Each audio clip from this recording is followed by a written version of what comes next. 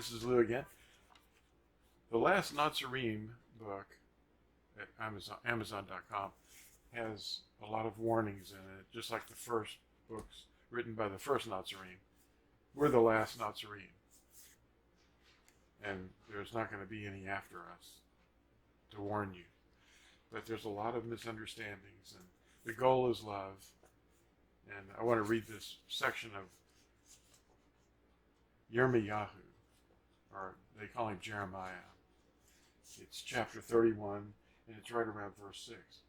For then there shall be a yom, a day, when the Natsarim cry on Mount Ephraim, arise, and let us go up to Sion, to Yahuwah, our Elohim.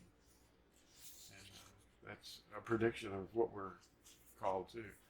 He said, Ani hagafen, I am the vine. Atah ha-Natsarim, you are the Natsarim, the branches of his teachings.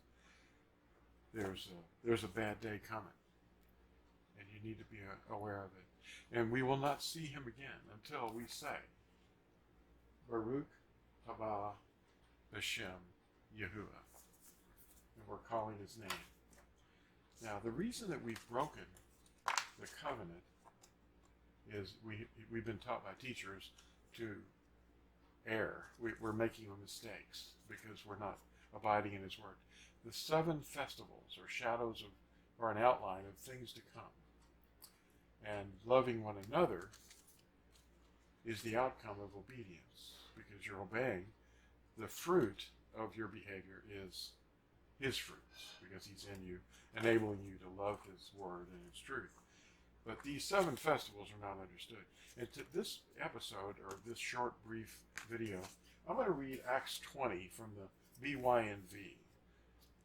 This is a new translation you can get at Amazon. And this is half of it. This one is BYNV Volume 2, and you can get the first one as well, too. This is the chapter in Acts 20, where Luke is writing about the experiences, mostly about Paul, because Paul is journeying around Macedonia and Greece. You know, an interesting thing I just learned in the last several years is, you've heard of the Trojan horse, and don't look a gift horse in the mouth. Well, why wouldn't you want to look a gift horse in the mouth? Well, see, there was this city in Greece a long time ago, and they worshipped idols. And one of the things that they did was their idol, their favorite one was a horse. They bowed down to horses, not real horses, but models of horses.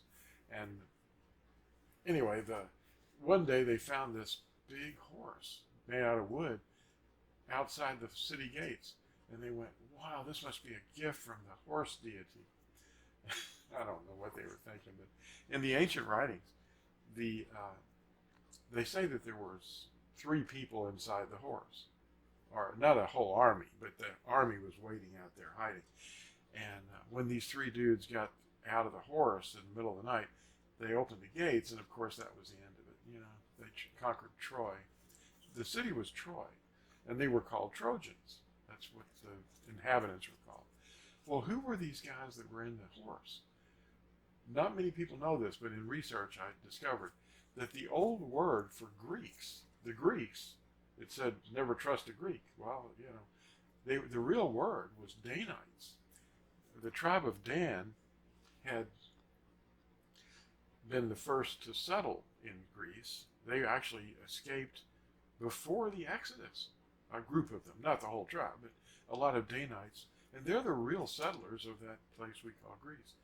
And I didn't know if you knew that or not, but it's amazing. But the old word for Greeks was Danites.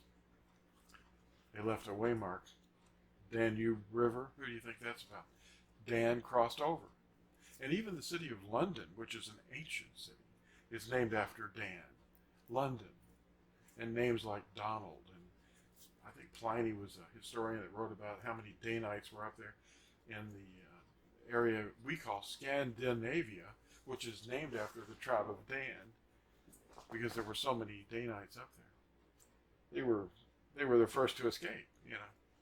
Now, I'm going to read Acts 20 real quick out of the BYNV. I'll show you where this is in the book. Acts 20. Let me see if I can get it close enough to you. Okay. Now, the reason that I want something to pop out at you. I want you to notice the word matzah, or unleavened bread, is a very important part of this. See, we've got the first one is Pesach, and then matzah, and then we've got bikurim. That's when Yahusha became our first fruits, of many more to come. And then Shabuoth. See that one in the middle? All right, these are the real words for it, but Acts 20 is describing this situation. But most Christians, this Christian pastor was saying that this is proof in Acts 20 that Sunday is when they worshiped. Well, they got together with Paul because he was leaving the next morning, and there were many lamps in the upper room, which wasn't in the morning. It's interesting. But the word Shabathuth that I'm going to mention in here, I've talked in other videos about. Shabathuth means Sabbaths, the first of Sabbaths. Now you're going to find out what that's reference to, because there's 7 in the count to Shabuoth. There's 7 weeks. Acts 20, reading.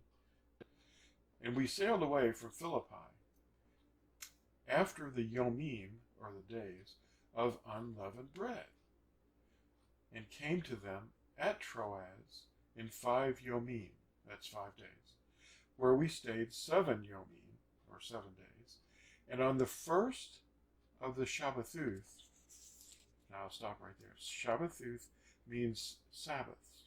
On the first of the Sabbaths. He's talking about the first of the 7 weeks, after the 7th Shabathuth, you have the feast of Shabuoth. That's what he's talking about here. He's not talking about on the first of, well, why would he say the first of the Shabathuth, the first of Sabbaths? In your translations it says, and on the day of the Sabbath or something, it depends on the English misunderstandings, but it wasn't in the morning, and it wasn't even on that day, but it says, and on the first of the Shabathuth, in the count, he's counting, and that is in the count to Shabuoth, after first fruits. The Talmudim, having gathered together to break bread, that's a fellowship meal. Paul, intending to depart the next Yom, which means in the morning, the following morning, was reasoning with them and was extending the word till midnight. This meeting began at sunset. And there were many lamps in the upper room where they were assembled. And a certain young man named Eutychus was sitting in the window, and being overpowered by a deep sleep, as Paul kept on reasoning, he was overcome by sleep and fell down from the 3rd level and was picked up dead. And Paul, having gone down, fell on him and embracing him said, "Do not be upset, for his life is in him." Then going up again, and having broken bread and eaten, he talked a long while, even till Yom break, or daybreak, and so went forth. For Paul had decided to sail past Ephesus, so that he might lose no time in Asia, for he was hurrying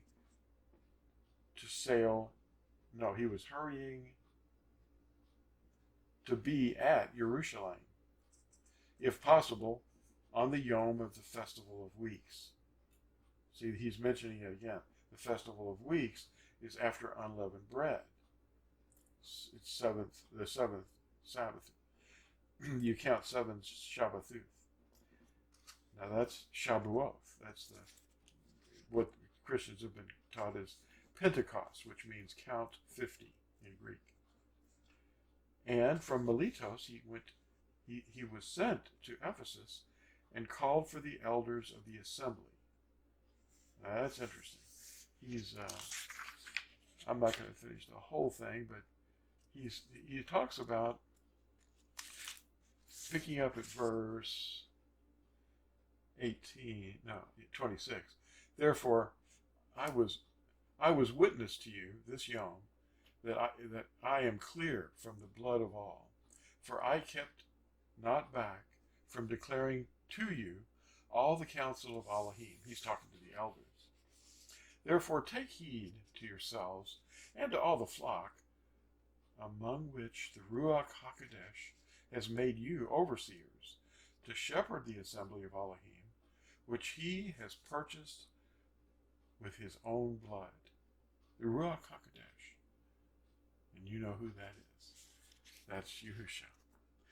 Well, the confusion is because they've abandoned the festivals and they don't know what they're reading when they see these words.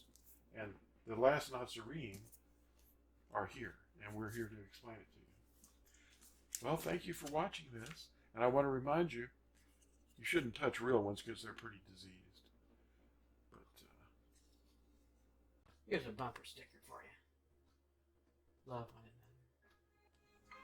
another. Bye now.